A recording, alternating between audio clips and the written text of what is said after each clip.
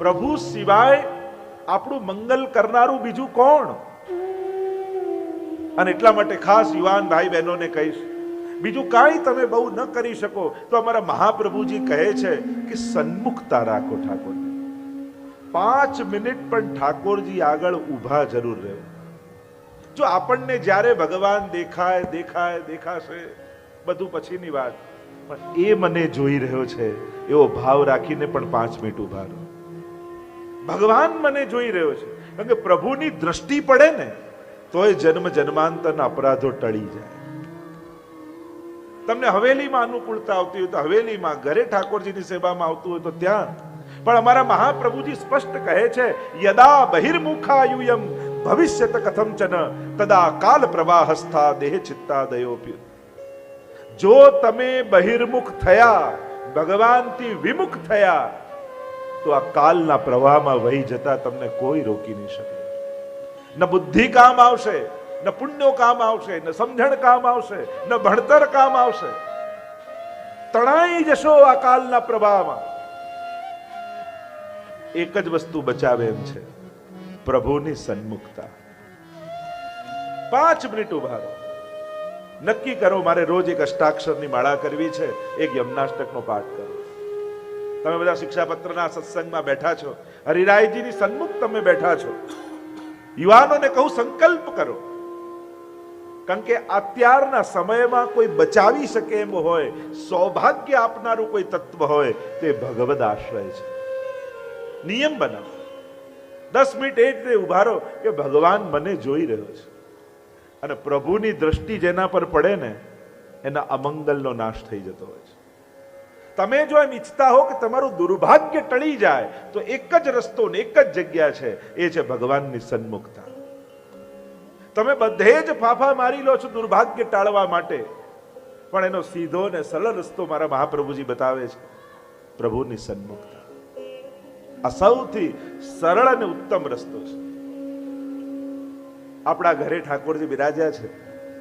અરે તમારા ઘરે કોઈ 2 દિવસ માટે મહેમાન આવ્યું હોય ને, અને તમે એને જોયા વગર નીકળી જાઓ ઓફિસે, તો એને ખોટું લાગી જાય. અરે એના ઘરે રહેવા આવ્યા, અમને જોતાય નથી. અને આ તો જગતનો નાથ, વૈકુંઠની બધી સુવિધાઓ છોડી તમારા રસોડાના 2x2 ખાનામાં રહેવા તૈયાર થયો, અને તોય તમે એની સામે ન જુઓ. આ એનું અપમાન નથી? એ બધું જ પોતાની સુખ સગવડતા વૈકુંઠની છોડી તમારા ઘરે રહેવા તૈયાર થયો, અને તમે સામે ન જુઓ. આટલો સંકલ્પ જરૂર કરજો. બીજું કાંઈ ના થાય તો સન્મુખ આવી દંડવત કરીને નીકળી જજો. વંદન પણ એક ભક્તિ છે. બીજું કાંઈ ના થાય તો વંદન કરો બસ. નવધા ભક્તિમાં વંદન પણ એક ભક્તિ છે. કેવળ વંદન કરવા માત્રથી સૌભાગ્ય નીકળી જાય છે. આ દુર્ભાગ્યની જે ઊંધી રેખાઓ હોય ને, તમે પેલું સ્ટેમ્પ જુઓ તો સ્ટેમ્પમાં બધા અક્ષર ઊંધા દેખાય, પણ એને સહી લગાડીને જ્યારે મારો તો બધા સીધા થઈ જાય. એમાં દુર્ભાગ્યની ઊંધી રેખાઓ કપાળ પર લખી હોય ને, જ્યારે ઠાકોરજીને દંડવત કરીને માથું ઝુકાવો તો ઊંધી રેખાઓ બધી ઠાકોરજી સીધી કરી દે. દુર્ભાગ્ય સૌભાગ્યમાં ફેરવાઈ જાય. અને ભરોસો ના આવતા હોય તો કરી જુઓ પ્રેક્ટિકલ. હજી 7 દિવસ હું છું, નહીં તો પકડજો મને કે આપ તો કહી ગયા ને કઈ થયું તો નહીં. એક ભગવાન જ એવા છે જે દુર્ભાગ્ય ટાળી શકે છે. કોઈ એમ કહેતું હોય કે કર્મ ટળે નહીં, ભાગ્ય ટળે નહીં. કોઈ ઘણા એમ માને કે કર્મ જે કર્યું છે ભોગવવા જ પડે. કોઈ એમ કે ભાગ્યમાં લખ્યું છે એનાથી વધારે ન જ મળે. એવું નથી. શાસ્ત્ર વાંચો તો ભગવાન કહે, હું તને તારા કર્મોમાંથી પણ મુક્ત કરાવીશ. અહમ ત્વા સર્વ પાપેભ્યો મોક્ષયિષ્યામિ. મુક્ત કરું છું. જો જરૂરી નથી કે કર્મ કરો એ જ મળે, જરૂરી નથી કે ભાગ્યમાં લખ્યું હોય એ જ મળે. ઘણીવાર ઘણાના આશીર્વાદો ફળી જતા હોય છે. ઘણીવાર ફેરવેલી માળાઓ ફળી જતી હોય છે. ઘણીવાર કોઈ ભગવત સ્વરૂપની સન્મુખતા ફળી જતી હોય છે. ઘણીવાર કોઈ તીર્થનો વાસ ફળી જતો હોય છે. ઘણીવાર કોઈની દુઆ કામ કરી જતી હોય છે. આપણા શાસ્ત્રોમાં જુઓ તો અનેક પ્રકારથી સૌભાગ્યની પ્રાપ્તિ કહી છે. કોઈના આશીર્વાદ એવા મળી જાય કે ભાગ્યની રેખાઓ બદલાઈ. અને એટલા માટે શ્રેષ્ઠતમ કોઈ સ્થાન છે તો એ પ્રભુનું સાનિધ્ય છે, પ્રભુની સન્મુખતા છે. આ ત્રણ વસ્તુ જેના જીવનમાં બની રહે ને એનું કલયુગ કાંઈ ન બગાડી શકે. એક ગુરુનું સાનિધ્ય, વૈષ્ણવનો સંગ અને શ્રીજીની સન્મુખતા. આ ત્રણ વસ્તુ જીવનમાં બની રહેવી જોઈએ. શ્રી હરિરાય મહાપ્રભુજી શિક્ષાપત્રના માધ્યમથી અનેકવિધ પ્રકારથી આપણને આ સદુપદેશ કરી રહ્યા છે.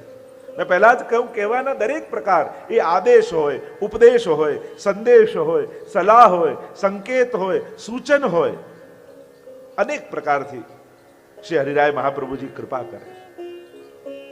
પ્રથમ શિક્ષાપત્રમાં વૈષ્ણવના કર્તવ્ય શીખવા સમજાયા. 24 શ્લોકમાં આ પુષ્ટિ ભક્તોના કર્તવ્ય શું, આપણી ફરજો શું, વૈષ્ણવમાં કેવા લક્ષણ હોવા જોઈએ એની ચર્ચા શ્રી હરિરાય મહાપ્રભુજી કરે છે. જો દીક્ષાના શાસ્ત્રોમાં અનેક પ્રકાર બતાવે છે. મંત્ર દીક્ષા હોય, માનસી દીક્ષા હોય, દ્રષ્ટિ દીક્ષા હોય, સ્પર્શ દીક્ષા હોય, એમ ઉપદેશ દીક્ષા પણ કહી છે. દીક્ષાના 5 પ્રકાર કયા છે: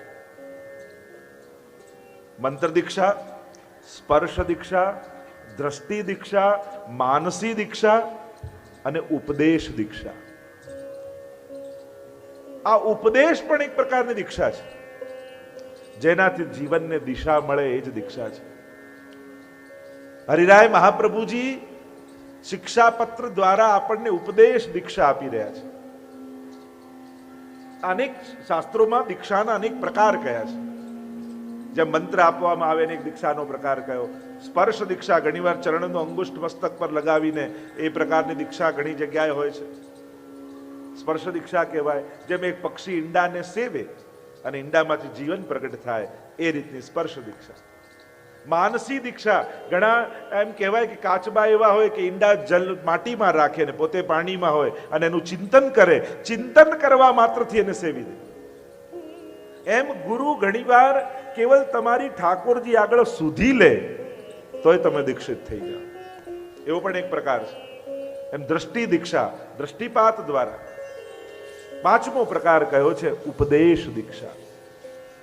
જેના ઉપદેશ થકી જીવન ભગવાન તરફ જાય એ આપણો ઉપદેશ દીક્ષા ગુરુ છે. ત્યાંની પ્રેરણા થકી મારા જીવનમાં ભગવાન પ્રવેશ્યા. આના વિચાર થકી, આના ઉચ્ચાર થકી, આના પ્રેરણા થકી હું ભગવાનનો થયો. આ શિક્ષાપત્ર આપણને બધાને હરિરાય મહાપ્રભુજી આપેલી ઉપદેશ દીક્ષા છે. અને એટલા માટે 7મા દિવસે કદાચ આપણે બધા જ શ્રી હરિરાય મહાપ્રભુજીના સેવક થઈ જઈશું. કારણ કે આ 41 પત્રો દ્વારા એને આપણને દીક્ષિત કર્યા છે. ગઈકાલે પ્રવેશ કર્યો હતો પ્રથમ શિક્ષાપત્રમાં. આપ લોકોની પાસે પુસ્તિકા છે. જે ભૂલી ગયા હોય હવે કાલથી ભૂલતા નહીં. કારણ કે આપણે એક એક શ્લોકોનું ગાન કરવું છે. એટલે જે ધારણા મનમાં બંધાયેલી છે દરેકને કે આ બધું અઘરું છે, કઠિન છે, અમને ન આવડે, એ તૂટી જાય. આપણે લોકોએ શ્લોક ગાતા થઈ જઈએ. આઈએ પ્રથમ 2 શ્લોકનું અવગાહન કરીએ ને પછી રસ દર્શન કરીએ. શ્રી હરિરાય મહાપ્રભુ કી જય. સદોદ્વિગ્ન મનઃ કૃષ્ણ દર્શને ક્લિષ્ટ માનસ લૌકિકં વૈદિકં ચાપી કાર્યં કુર્વન્નસ્તયા નિરુદ્ધ વચનો વાક્યં આવશ્યક મુદાહરન મનસા ભાવયે નિત્યમ લીલા સર્વાક્રમાગતા. ધ્યાનથી તમે શ્લોક વાંચશો તો આપમેળે અર્થો તમને જ ખબર પડવા લાગશે. આ 1-2 દિવસ શ્લોકો વાંચવા લાગશો ને તમને સંધિ આવડી જશે, પછી એના અર્થઘટનો કરતા આવડી જશે ને ધીમે ધીમે આપણે બોલતા થઈ જશે. કોઈ વસ્તુ મૂકી દેવાથી ક્યારે આવડવાની નથી. જે નથી આવડતું એને વધારે વાર કરવું જોઈએ જેથી એ વસ્તુ આવડી જાય. ઘણી વાર લોકોને કહીએ કે સર્વોત્તમજીનો પાઠ કરો ને, ના ના બહુ અઘરું, અમને આવડતું નથી. તો એમને એવું જ કહું તો કોઈ એવી સવાર થવાની છે કે અચાનક તમે બોલતા બોલતા જાગશો ને તમને આવડી જશે? નથી આવડતું તેને વધારે વાર કરો.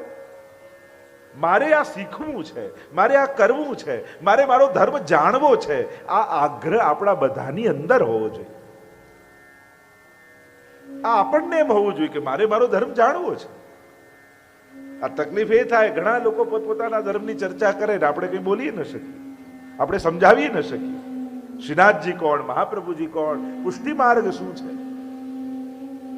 દરેકની અંદર એ હોવું જોઈએ કે રોજ જેને જઈને હું માથું ઝુકાવું છું, જેની કૃપા થકી આ પુષ્ટિ ભક્તિનો માર્ગ મળ્યો છે, મારે મારા ગુરુ મહાપ્રભુજીને જાણવા છે, મારે મારા ઈષ્ટ શ્રીનાથજીને જાણવા છે, મારે આ પુષ્ટિ ભક્તિના સિદ્ધાંતો સમજવા છે. આપણને આગ્રહ જાગવો જોઈએ. આગ્રહ હોય એને જ ઉપર અનુગ્રહ થાય. હરિરાય મહાપ્રભુજી 10 કર્તવ્યોની ચર્ચા કરે છે 24 શ્લોકમાં પ્રધાન રૂપે. ગઈકાલે જેમ જોયું, સદોદ્વિગ્ન મનઃ, જેનું મન અહમતા મમતાત્મક સંસારમાં ઉદ્વેગિત રહેતું હોય, અહમતા મમતાને કારણે, કારણ કે હજી મનમાંથી લાલસાઓ ગઈ નથી, ઈચ્છાઓ ગઈ નથી, ભગવત પ્રેમ હજી પ્રગટ થયો નથી, અને એટલા માટે એને તત્પરતા છે ચિત્તમાં. બીજું લક્ષણ કહ્યું, બીજું કર્તવ્ય કહ્યું, કૃષ્ણ દર્શને ક્લિષ્ટ માનસા, જેનું ચિત્ત સદાય કૃષ્ણ દર્શન માટે લાલાયિત રહેતું હોય, સતત તાપ રહેતો હોય, જેને ક્યારે ભગવત દર્શન મને થશે. આપણને ભગવાન એટલા માટે જ મળતા નથી કારણ કે આપણને ભગવાન વગર ચાલે છે. એટલા માટે જે દિવસે આપણને એમ થશે કે હવે પ્રભુ વગર નહીં રહેવાય, એ દિવસે પ્રભુ પણ તમારા વગર નહીં રહી શકે. આપણને એમ થાય આજે નહીં તો કાલે, કાલે નહીં તો પરમ દિવસે. જો કોઈ ગમે તેટલા મોટા મા બાપનો દીકરો હોય, 10મા 12મામાં આવે તો મા બાપ એમ નથી કહેતા બેટા 2-4 વર્ષ 12મામાં કાઢી દઈશ તો ચિંતા નથી, ઘણા રૂપિયા પડ્યા છે. એ તો એમ કે તને ક્લાસ ભરાવું, ટ્યુશન કરાવું, પર્સનલ ટ્યુશન રખાવું, આ જ વર્ષે નીકળી જજે. એમ ગુરુને પણ એમ થાય, પોતાના શિષ્યને કહે આ જ જન્મમાં નીકળી જજે. માણસ જો છોકરો 1 વર્ષે ફેલ થાય ને, પાછું એ જ ધોરણમાં જવાનું થાય ને, તો એને શરમ આવે કે પાછું એ જ ધોરણમાં જવાનું, એને સંકોચ થાય, જતો ગભરાય. અને અમારા આચાર્યો કહે કે હે જીવ, તું વારે ઘડીએ ફેલ થઈ થઈ પાછો જન્મ લઈ લઈ માના ગર્ભથી આ ભૂતલ પર આવે છે, તને શરમ નથી આવતી? એ જ ધોરણમાં ફરી ફરી પુનરપી જનનમ પુનરપી મરણમ પુનરપી જનની જઠરે શયનમ, એ જ ચક્રમાં નાપાસ થતો થતો એ જ ધોરણમાં પાછો, એ જ ધોરણમાં પાછો, એ જ ધોરણમાં પાછો. તને સંકોચે નથી થતો? વૃથા જન્મ ગવાયો, જન્મ સબ બાતન બીત ગયો. કૃષ્ણ દર્શને કૃષ્ણ માનસ, કૃષ્ણ દર્શનની લાલસા सौभाग्यशाली ने आ जाके सायंकाल के समय गाय वृद्ध को लेकर जब आप वृंदावन से गोकुल की ओर आते हो, आगे गाय पाछे गाय, इत गाय उत गाय, चारों ओर गायों से घिरे हुए, अधर पर वेणु को पधराकर वेणु का नाद भरते हुए, आसपास सखाओं को लेते हुए, यो यो गायों को चराते हुए जब आप वृंदावन से गोकुल की ओर पधारते हो, गोरख से मंडित आपका श्रेयंग हुआ हो, केश बिखरे हुए हो, अलक मुख खुर रज लागी ते कमल भ्रमर विषय खेजी. जैसे गोपालदास जी ने कहा, मानो मुख कमल पर ये श्याम केश रूपी भमरा आकर बैठ गया. ऐसे सुंदर आप दिखाई देते हो प्रभु. और तब पूरे दिन के विरह से व्याकुल हुई हम, आप जब हमारी गलियों से होकर गुजरते हो, हम आरती लेकर, और वह आरती नहीं है, हमारा हृदय का विरह है. એટલે તો પુષ્ટિ માર્ગમાં આરતી લેતા નથી. જ્યાં પૂજા હોય ને ત્યાં આરતી લઈએ તો ફળ મળે પૂજાનું. પુષ્ટિ માર્ગમાં નજર ઉતારવાના ભાવથી આરતી થાય છે, એટલે આપણે ત્યાં આરતી લેવાતી નથી. કારણ કે નજર ઉતારેલું ના લેવાય. રાયલું નામ કોઈ ઉતારો, પછી થોડો થોડો પ્રસાદ આપો છો બધાને, એ તો ખૂણામાં મૂકી દેવાનો. અને એટલા માટે જ્યાં સેવા હોય, ઘણી ક્રિયાઓ સમાન લાગે પણ એની ભાવના જુદી હોય. જ્યાં ભાગવતજીનું પૂજન થતું હોય તો ભાગવતજીની આરતી લેવાય, કારણ કે ત્યાં પૂજા છે. પણ જ્યાં ઠાકોરજીની સેવા થતી હોય ત્યાં નજર ઉતારવાના ભાવથી, વિરહના ભાવથી આરતી કરાય એટલે આરતી લેતા નથી. गोपियां कहने लगी कि प्रभु पूरे दिन का हमारा विरह और आरती रूप से हम आपको नजर उतारती हैं, आरती उतारती हैं, और आपका वह सुंदर मुखारविंद वो देखते समय हमारी पलक बंद होती है. અને પાપણ બંધ થાય તો ગોપીઓ કહે અમને કેવું લાગે, ત્રુટિર યુગાયતે ત્વામ અપશ્યતામ. માનો ત્રુટિ જેટલો સમય પણ યુગ જેવો અમને લાગે છે. કૃષ્ણ દર્શને કૃષ્ણ માનસ, આ અવસ્થા છે કૃષ્ણ દર્શન લાલસાની. ગોપીઓની આ લાલસા છે. આપણે તો દર્શન કરવા હવેલીમાં જઈએ ને તો દોડતા દોડતા દોડતા જઈએ, ઠાકોર સામે ઉભા રહીને પાછા ઊંધા વળીએ ત્યારે જ આંખો ખોલીએ, પાછા કે દર્શન કરવા ગયા હતા. અરે કર્યા ક્યાં? પુષ્ટિ ભક્તિમાં દર્શન આંખો બંધ કરીને નથી થતા. ત્યાં તો એવી સાવધાની સાથે થાય છે કે ક્યાંક દર્શન કરતા કરતા મારી પાપણ બંધ ન થઈ જાય, એક ક્ષણ પણ હું ચૂકી ન જાઉં દર્શન કરતા, એવી તત્પરતા સાથે લોચન ભરી ભરી પીજે. દર્શન કરતે સમયે ભક્તને એમ થાય કે પિયે તો હે નૈનન હી મેરા, તેરે એક રોમ કી છબી પર જગત વાર સબ નાખું. એટલે જ્યારે આરતી ઉતારીએ ને તો 4 મુઠિયા રાખવામાં અને 4 મુઠિયા કરીને આમ ઠાકોરજીને ઉતારીએ. આ 4 મુઠિયા શું છે? એ 4 પ્રકારની મુક્તિ છે. સાયુજ્ય, સારૂપ્ય, સામીપ્ય અને સાલોક્ય. જ્યારે ભક્ત ભગવાનના મુખારવિંદના દર્શન કરે છે અને મુખારવિંદના એ સ્વરૂપાનંદનો અનુભવ જ્યારે ભક્ત કરે, ત્યારે એ આનંદને અનુભવ કરતા કરતા ભક્તને બ્રહ્માનંદ તુચ્છ લાગવા માંડે છે, મોક્ષાનંદ તુચ્છ લાગવા માંડે. એટલે 4 પ્રકારની જે મુક્તિ છે ને એ ભગવાનના મુખારવિંદ પર નોછાવર કરીને ફેંકી દે કે મુક્તિ જેને જોઈતી હોય લઈ જાય, મારે તો ભજનાનંદનો આનંદ લેવો છે. હરિના જન તો મુક્તિ ન માંગે, માંગે જન્મ જન્મ અવતાર. અહીંયા તો વારે ઘડીએ જન્મ લેવું છે, વૈષ્ણવ કુળમાં જન્મ લેવો છે, ઠાકોરજીની સેવા કરવી છે. આ કૃષ્ણ દર્શને ક્લિષ્ટ માનસા છે. અમારા વૃત્રાસુર જુઓ, વૃત્રાસુર ચતુશ્લોકી. મહાપ્રભુજી વૈષ્ણવના ધર્મ, અર્થ, કામ અને મોક્ષ 4 બતાવે છે. પુષ્ટિ માર્ગે હરિર્દાસ્યમ ધર્મ અર્થો હરિરેવહી કામો હરિર્દિદૃક્ષૈવ મોક્ષ કૃષ્ણસ્ય ચેદ્રુવમ. એક છે સાધારણ જીવના 4 પુરુષાર્થ, ધર્મ, અર્થ, કામ અને મોક્ષ. એક સાધારણ જીવના. બીજા છે વૈષ્ણવના. વૈષ્ણવનો ધર્મ કયો? સર્વદા સર્વભાવેન ભજનીયો વ્રજાધિપ, સસ્યાયમેવ ધર્મો હિ નાન્યક્વાપી કદાચન. ભગવત સેવા એ જ પરમ ધર્મ. અર્થો હરિરેવહી. વૈષ્ણવ માટે અર્થ શું છે? જા ધનતે ગોકુલ સુખ લૈયત સગરે કાજ સવારે, ધર્મ હિતે પાયો યહ ધન ધર્મ હિતે પાયો. વૈષ્ણવ માટે એ જ સર્વસ્વ સર્વોચ્ચ ધન છે જેનાથી વ્રજનું સુખ મળે. અને વ્રજનું સુખ શેનાથી મળે છે? આપણા માથે બિરાજતા ઠાકોરજીથી. અને એટલે જ ધનતેરસના પદમાં કહીએ ધન ધોવત નંદરાની.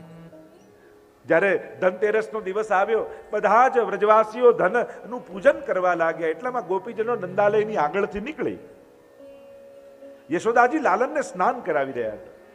એટલે ગોપીએ પૂછ્યું કે હરી મૈયા, તારે ધન નથી ધોવું?